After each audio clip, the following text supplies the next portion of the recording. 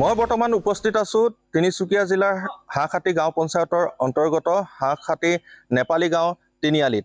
আৰু এই নেপালী গাঁও তিনিআলিৰ যিটো পথ, সেই পথটোৱে হাঁহখাতি নেপালী গাঁও তিনিআলিৰ পৰা ডক্টৰ ভূপেন হাজৰিকা সেতু সংযোগ কৰিছে। আৰু এই পথটোৰ দৈৰ্ঘ্য প্ৰায় 7 কিলোমিটাৰ। আৰু পথৰ যি জৰাজীৰ্ণ ৰূপ সেয়া ND24 দৰ্শকসকলক মই দেখুৱাবৰ কাৰণে চেষ্টা কৰিছোঁ। প্ৰায় বাৰিষা হ'লে ইয়াত একাঠু একাঠু পানী হয়। আৰু যিহেতু ওচৰতেই বিভিন্ন ধৰণৰ শিক্ষানুষ্ঠান আছে, হাট বজাৰ আছে, সেইসমূহলৈ যাতায়াত কৰোঁতে ইয়াৰ স্থানীয় ৰাইজে দুৰ্ভোগ ভুগিবলগীয়া হয়। আৰু মোৰ সৈতে গাঁওবাসী আজি উপস্থিত আছে, স্থানীয় ৰাইজ উপস্থিত আছে। তেওঁলোকৰ পৰা মই মন্তব্য জানিবৰ কাৰণে চেষ্টা কৰিম। এই পথটোৰ পৰা কেনেকুৱা ধৰণৰ সমস্যাৰ সৃষ্টি হৈছে বা বিভিন্ন সময়ত আপোনালোকে জনপ্ৰতিনিধিক জনাইছে যদিও তেওঁলোকৰ পৰা কি কয় জানিব বিচাৰিছোঁ।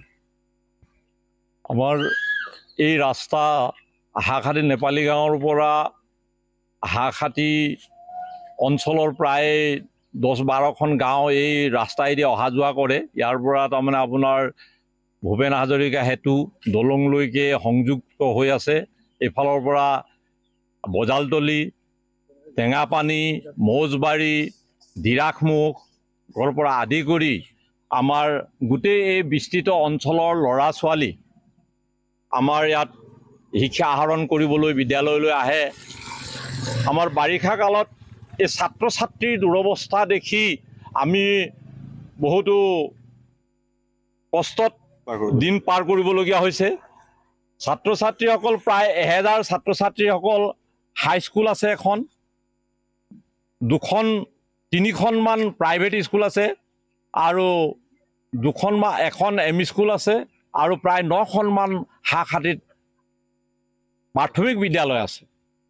এনে ক্ষেত্ৰত বিশেষভাৱে আমাৰ স্কুলীয়া ল'ৰা ছোৱালীৰ কাৰণে আজিৰ এই এনেকুৱা এটা যুগতো ল'ৰা ছোৱালীক স্কুল অহাৰ ক্ষেত্ৰত বহুতো কষ্ট লাঘৱ স্বীকাৰ কৰিবলগীয়া হৈছে। সেয়ে আমি আমাৰ এই সংবাদ মাধ্যমৰ যোগেদি অসম চৰকাৰ তথা ভাৰত চৰকাৰক অনুৰোধ জনাওঁ যাতে এইখন ৰাস্তা অতি শীঘ্ৰে সম্পূৰ্ণ মেৰামতিৰ ব্যৱস্থা কৰি এই দুখীয়া ৰাইজ তথা এই অঞ্চলত বসবাস কৰা নিক্ষীণ ৰাইজলৈ এটি সহায়ৰ হাত আগবঢ়াব বুলি মই বিশেষভাৱে কৰজোৰি অনুৰোধ জনাইছোঁ। নিশ্চয়কৈ এয়া গাঁওবাসীৰ মন্তব্য আছিল। আৰু বিভিন্নজন আছে, তেওঁলোকৰ পৰা আচলতে তেওঁলোকে কি ধৰণৰ সমস্যাত ভুগিবলগীয়া হয় সেই কথাও জানিবৰ কাৰণে চেষ্টা কৰিম। দাদা, এই পথেদি নিতৌ আপোনালোক অহা যোৱা কৰিবলগীয়া হয়, কিন্তু পথৰ যি জৰাজীৰ্ণ ৰূপ দেখিছোঁ, ঠায়ে ঠায়ে পুখুৰী সদৃশ পৰিৱেশ আৰু আমাৰ ঐতিহ্যমণ্ডিত ডক্টৰ ভূপেন হাজৰিকা সেতু সংযোগী এটি পথ, কি ক'ব বিচাৰিব?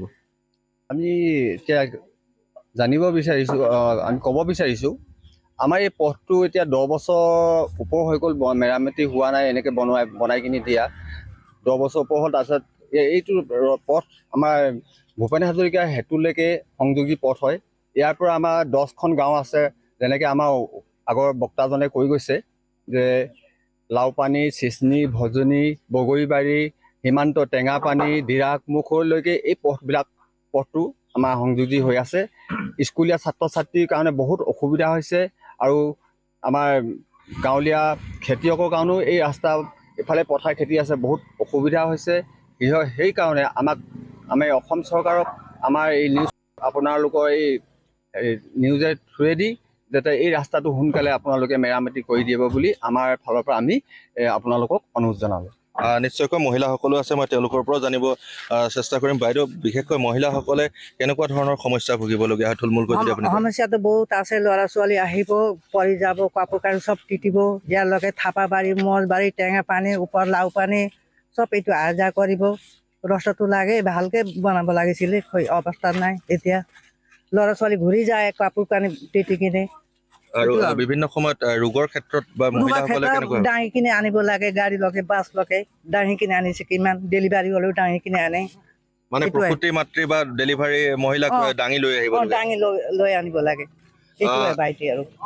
নিশ্চয়কৈ ইয়াতকৈ দুখৰ প্ৰতিচ্ছবি আৰু কি হ'ব পাৰে যে পৰিৱৰ্তনৰ শ্লোগান দিয়া চৰকাৰখনে কি পৰিৱৰ্তন সাধিলে সেয়া ND24 দৰ্শকসকলে নিশ্চয়কৈ দেখিছে। আৰু সেইসকল জনপ্ৰতিনিধিকো এই দৃশ্য আমি সৰজমিন তদন্ত কৰি দেখুৱাবৰ কাৰণে চেষ্টা কৰিছোঁ যে বৰ্তমান যি আধুনিকতাৰ ধামখুমীয়াৰ যুগত প্ৰসূতি মাতৃ বা ডেলিভাৰী হোৱা মহিলাৰ দাংকোলা কৰি বা ৰোগীক দাংকোলা কৰি এই পথেদি অনা নিয়া কৰিবলগীয়া হয় তাতকৈ দুখৰ আৰু লজ্জাৰ বিষয় কি হ'ব পাৰে গতিকে যিগৰাকী শদিয়া সমষ্টিৰ জনপ্ৰতিনিধি আছে আপুনি এই দৃশ্য মন কৰক আৰু অতি শীঘ্ৰে এই পথছোৱা মেৰামতিৰ কাৰণে ব্যৱস্থা গ্ৰহণ কৰক সেয়াই দাবী জনাইছে হাঁহখাতি নেপালী গাঁও অঞ্চলৰ ৰাইজে